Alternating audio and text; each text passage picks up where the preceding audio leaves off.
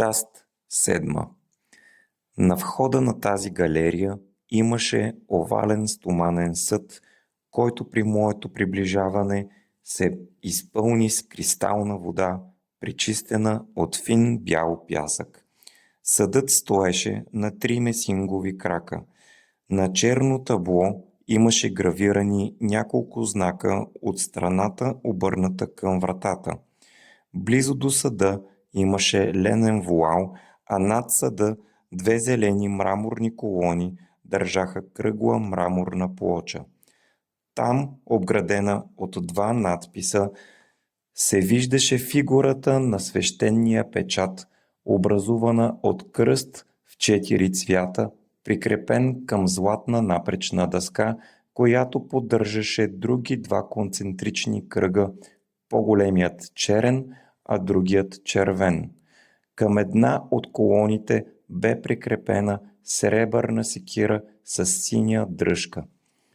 След като прочетах надписите, отидох при съда и първо си измих ръцете, а накрая потопих цялото си тяло. Останах там 3 дни, а когато излязах от водата, видях, че тя бе изгубила своята прозрачност. Пясъкът бе станал сивкав и частици с цвета на ръждата плуваха из нея. Опитах да се изсуша с ленения волал, но на мястото на вече попитите от него капки се появиха нови. Отказах се и като останах на сянка, прекарах там неподвижен цели 6 дни. Тогава източника на капките пресъхна. Открих, че съм сух и по-лек, макар че силата ми сякаш се бе увеличила. След като малко се поразходих наоколо, се върнах при съда. Водата в него бе изчезнала. На нейно място имаше червеникава течност.